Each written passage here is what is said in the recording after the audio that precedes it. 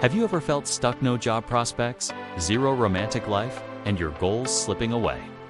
What if a 4-year college could lift you out of joblessness and set you on a path to real financial stability, plug you into a powerful network of mentors, friends, and career opportunities, introduce you to Driven? High-value partners right on campus introduce you to Driven. High-value partners right on campus. Stick around as we bust the myths and reveal whether college is truly the ultimate life hack.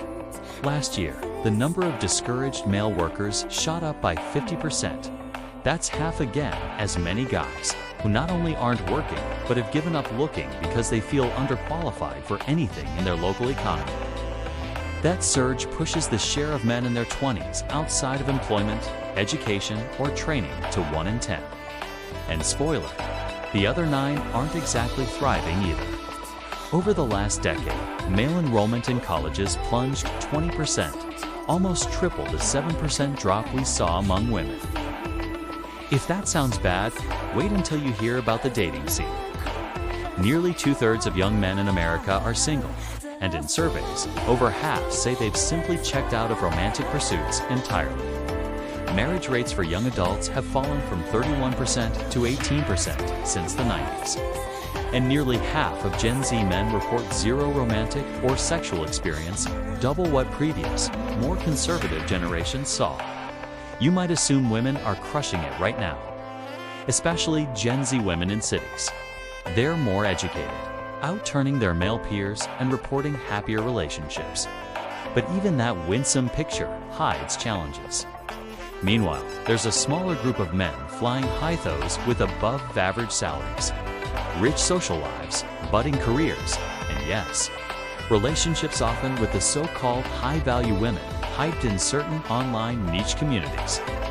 Nearly all of these guys graduated from traditional 4-year universities before turning 30.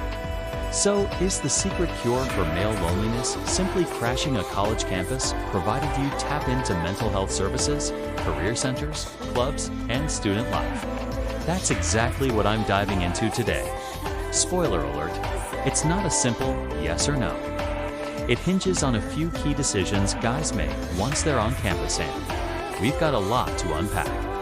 If you're already picturing the haters in the comments, bro, you're really defending college in 2025. The temple of $100,000 art history loans, beer-soaked frat parties, and woke anthropology professors calling you a colonizer. Hear me out. I'm not denying the dark side of universities exists. SIT definitely does. But the current anti-college narrative is wildly skewed, obsessed with clickbait horror stories, and often pushed by grifters who'd rather you stay broke, lonely, and desperate enough to buy their shady crypto courses instead of investing in yourself. Before we tear down the true costs and benefits of a 4-year degree, let's clear the fog around student debt. According to the Federal Reserve, the median student loan balance is just under $20,000. Not $100,000. That's less than the average used car loan in America. And over half of borrowers with more than $25,000 owe it, thanks to advanced degrees, lawyers, doctors, PhDs, you name it. Honest metric, not average. A handful of high-debt professionals distort the mean. And beyond those debt numbers, folks with a bachelor's degree overwhelmingly report that tuition was worth it once they hit the job market. But subjective self-reporting only goes so far. Here's the cold, hard data.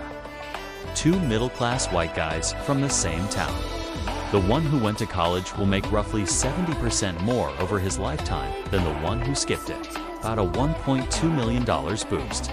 That dwarfs the typical $20, $25 K in student loans. Especially when we compare apples to apples on socioeconomic background.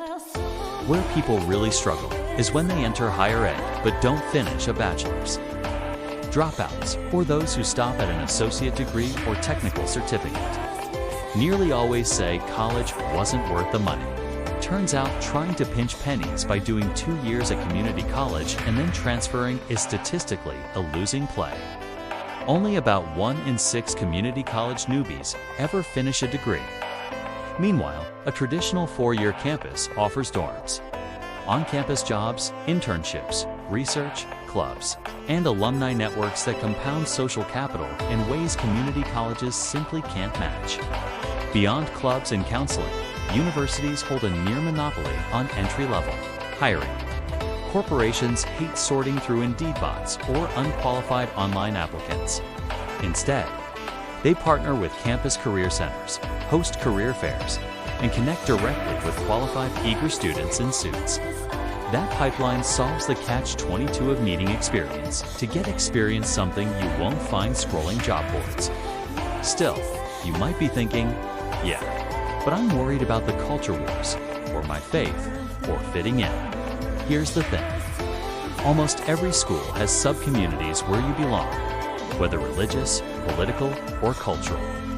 I've worked at R1 South in red states, blue states, religious and secular, urban and rural land. Every time, students find their tribe. Sure, you'll overhear campus stereotypes, but the vast majority of professors and peers are moderate, open-minded, and there to learn. And let's be real, a college campus is a treasure trove of world-class experts and facilities you'll never access again. Career services will help you polish a resume. Counseling centers can manage mental health or learning challenges. Clubs and intramurals make it easy to pick up new hobbies, ultimate frisbee, ballroom dance, research projects, or just find lifelong friends. Trying to replicate that network in the real world costs hundreds per class and endless Google searches. So if you've got a little ambition and the mental horsepower to think for yourself, log off the crypto gurus and Tinder and give a 4-year college a fair shot. It might just be the best decision you ever make. I'll see you in the next one.